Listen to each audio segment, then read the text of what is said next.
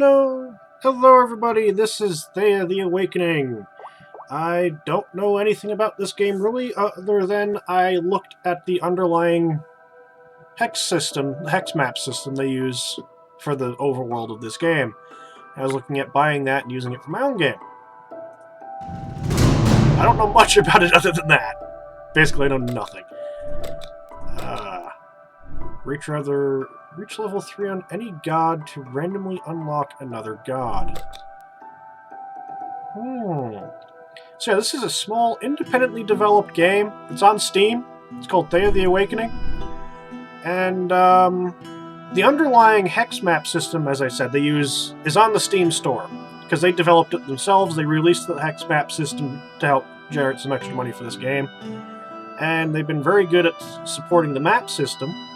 And I'm assuming that they've made a pretty good game to go along with it. But oh well.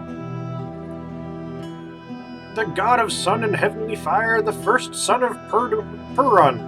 When the darkness came, it almost took your life, filling your very being with its curse. But you held on to life and fell down to Thea to protect those of your worshippers who still lived.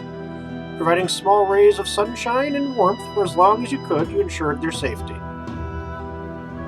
You know not how the sun finally returned, but now that it has, you must shine the light of hope and blast away for your people and for Thea, as my reading is wonderful. We can be craftsmen, gatherers, or warriors. I have no clue what the controls are. Sun's blessing, guided by the power of the sun. Return your villagers, gain experience faster. Okay. Righteous convictions. All your villagers get +2 bonus to speech and +3 to attractiveness. I'm going to go with craftsman. Srog. Customize difficulty. Let's see. I want that bigger. Economy, easy, novice, normal. Starting villagers, sure 10. Reshuffles. Saves. They promise a unique...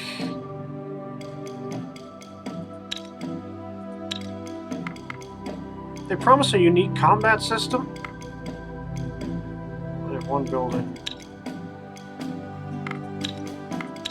Okay. What amount of cards are there? Eliminate all cards above threshold put in the discard pile. Okay. I don't have the slightest clue what I'm doing. I didn't see any tutorials, but there might have been, and I just didn't look. Entirely possible I just didn't look. Loading, 50%, 60, 70, 80, 90, and done. Thea is awakened. Ooh, narration. Welcome. No time to waste. You are a deity of the High Pantheon, and you must help your worshippers survive the darkness. So what now, you ask? Spacing. You are divine, yes, but you have little power. And so you will know the world through your people's eyes. This means sometimes you will encounter your own divine messengers, and maybe even face your own avatars. Weird, I know. Your first mission is to survive. Every critter is trying to make sure you stay down. So get food and craft better equipment to protect yourselves.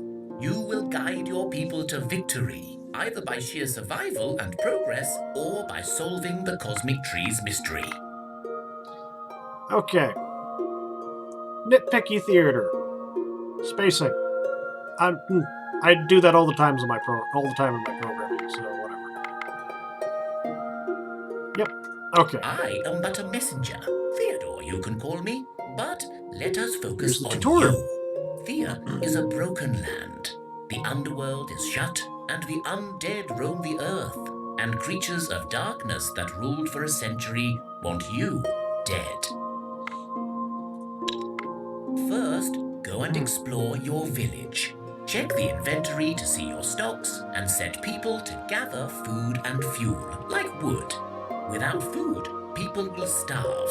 And without fuel, they will not craft or even heal, so these are really important. Yes, okay. Once you've visited your village, check out the people standing outside. The Exploring party. select your party and send them to me. I will wait for your people outside the village. I have marked your people's map with a big blue question mark so they will see where I am. Oh, and if you ever forget what your current task Ooh, a is, logbook. just check out your logbook. 1 XP for doing the tutorial.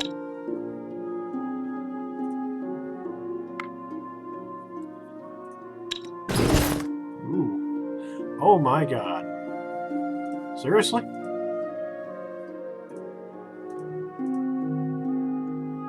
This is already very different. So you're a craftsman, you're a craftsman.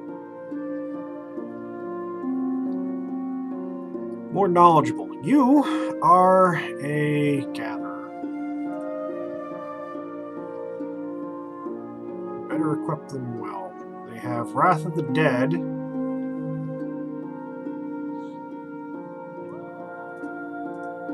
can see what they have, like masks, lucky buttons. Good job, yay.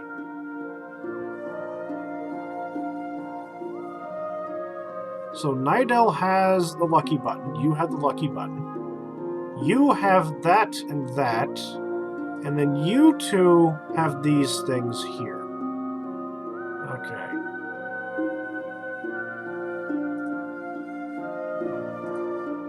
I'm guessing that you guys, like, level up or something? Yes, I can do that, and I can look at this info. My god, there's a lot. Close. Next. Can only carry a limited weight. Okay, so that's right there. Equipment weight. We take that off. Is this really that heavy for you? Good god. You only carry 200. You're a weakling. You look scary, but you're a freaking weakling.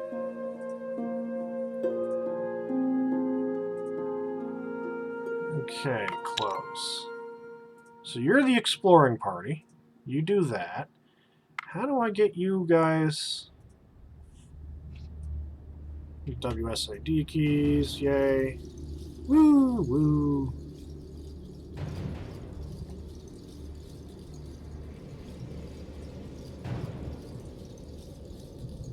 That will move them over to there.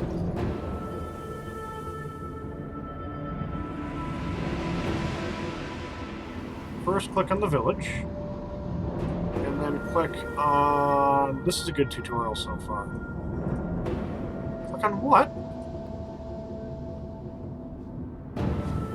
I don't see where...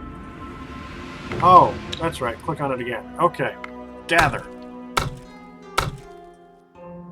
You are gatherer, so you do that, and then you do that.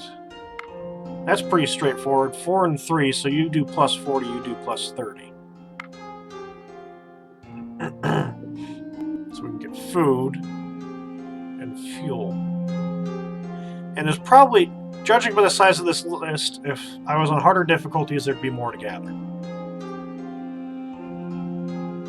Receive a resource pack. This task will then be done automatically. Close. Okay.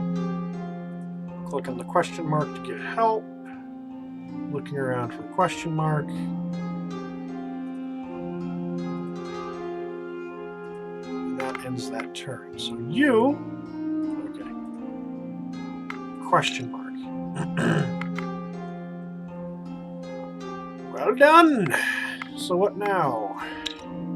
Events, such as meeting me, will occur throughout your adventures.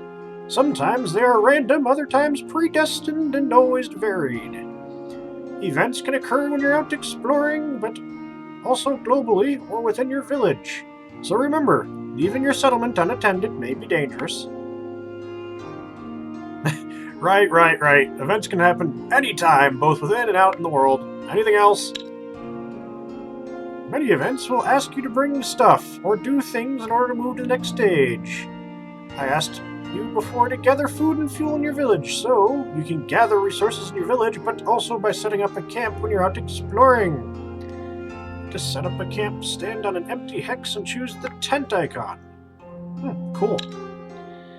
Good, now events can lead to conversations or just random disasters, but also lead to challenges. As I continue to ignore any and all punctuation. To show you what I mean, track down a pack of boars nearby, marked by the blue question mark, and bring me back their bones.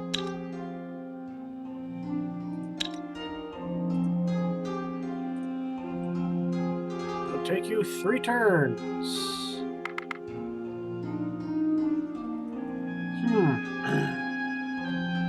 Do a proper hunt if you have the right skills, that is. Or better, you can go all native on these beasties and wrestle under the ground. Not an easy option, that one.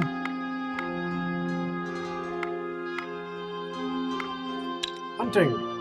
Great, you have the right skill. In this case, gathering to enter into an alternative challenge. In non-fighting challenges, the wounds you get during the challenge do not carry over after it finishes, meaning you have less risk of dying. Okay.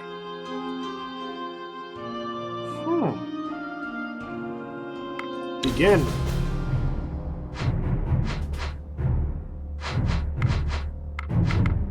Okay. I don't have a freaking clue what I'm doing. So this must be the combat system.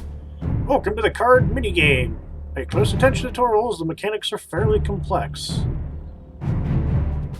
Find it in the game's help. Bottom left. Yeah, my screen is slightly off the screen down there because it's in a window. And as a result, I need to uncheck the window button, but it makes it easier. If all the games are in the window, it's easier to control the recording software and the game as well. How much time do we have left?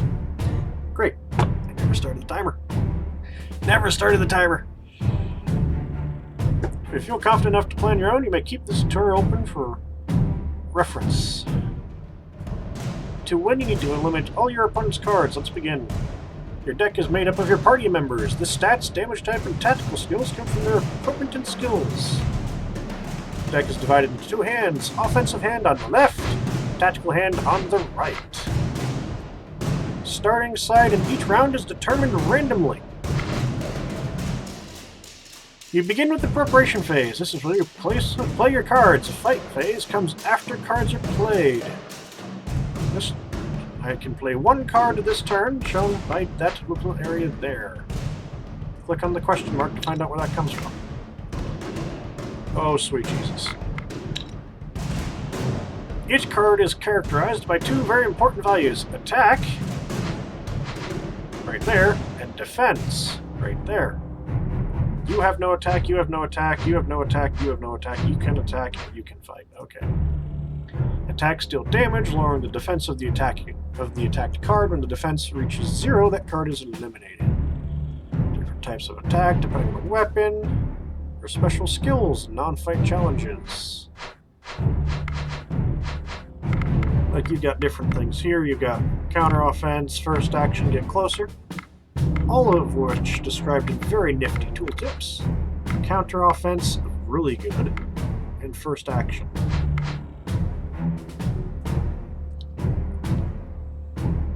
Poison or leech. In fight challenges, only your wounds will be carried over from the challenge and can lead to the death of characters. You have no ability. Next. I can't play any more cards.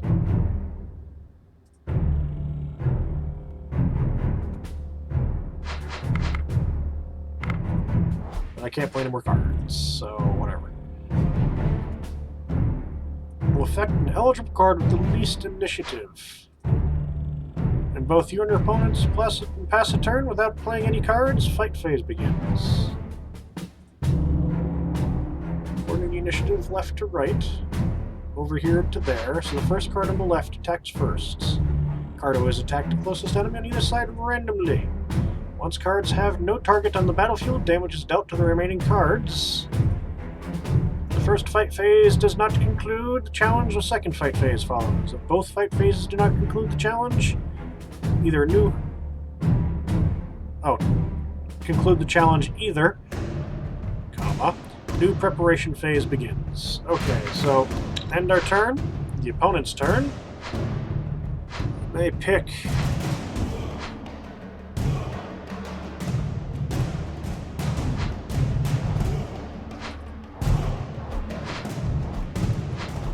change the order. Support.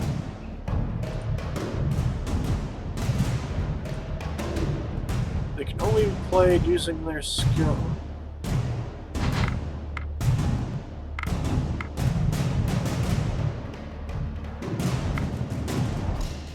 There's no valid target. No valid target.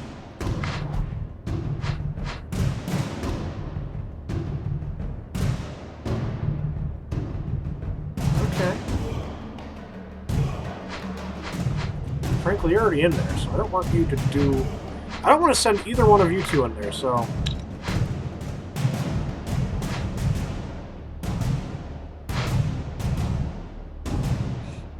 I'm not 100% sure what just happened. I can play 4 cards now.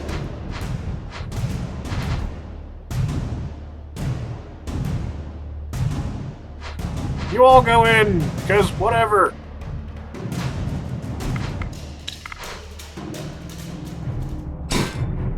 Ouch. Whoa!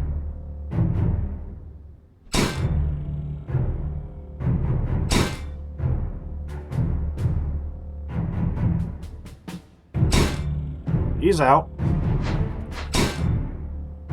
You're down.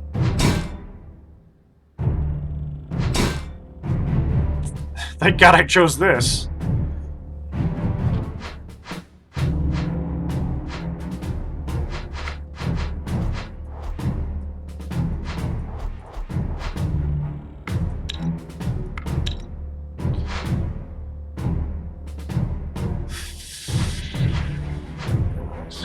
Oh, damn it.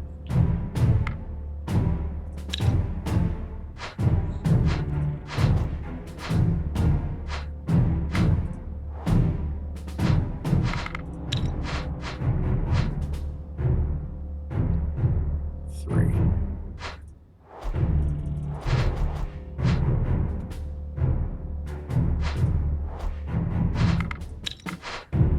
So we didn't lose that guy, but that really wasn't very good.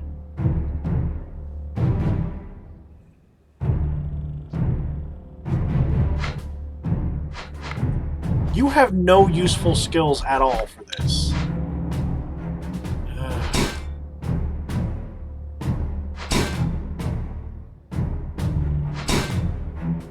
Down to 1.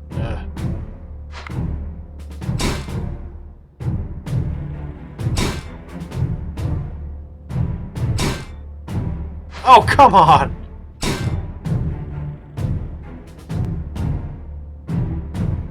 Because no one's got freaking...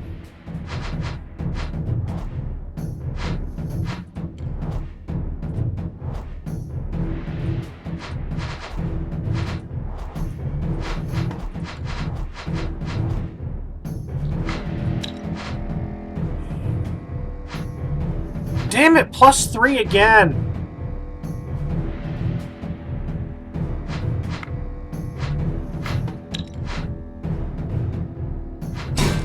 You're hurt.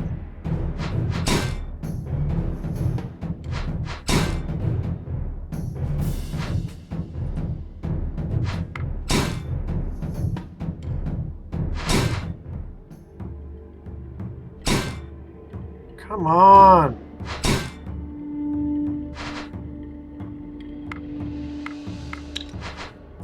I'm guessing that's the... Continue. Damn, you spooked the boars and they run off. No worries though, you can try again.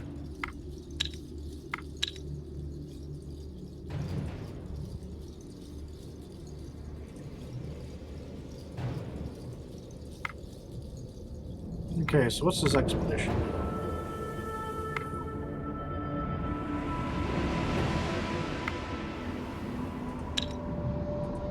You find the boars Theodore told you about. There is only a couple, so it should not be too hard. Great. Let's do this. You have the right...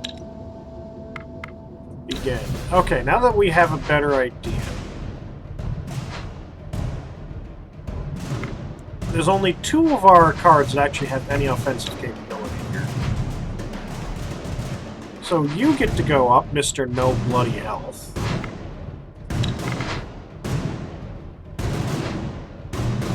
And then you get to go up, Mrs. No Health.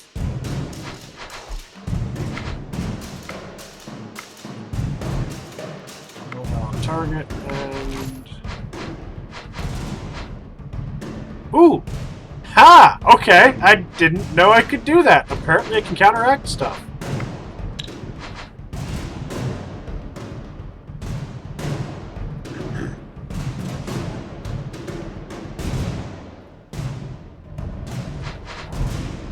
You know what? I don't actually need to play cards. So boom. Boom. And you're not quite down there. Because you have no attack. Fight phase 2. Bam. Oh, you're back. Surprise. Reshuffle. Continue. Oh, no! Oh! Okay, so you go up.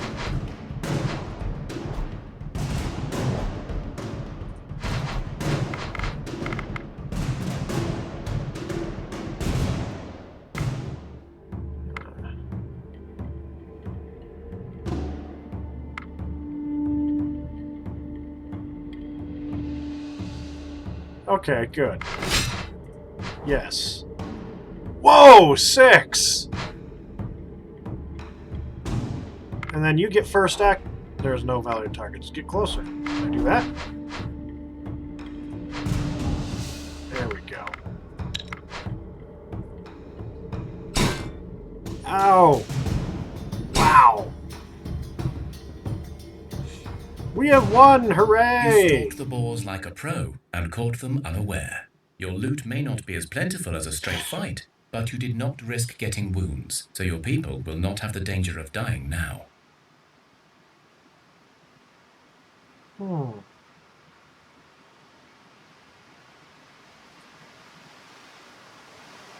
Durable and flexible material. Armor, clothing, bones, and meat. Oh, I can do that. It's a resource.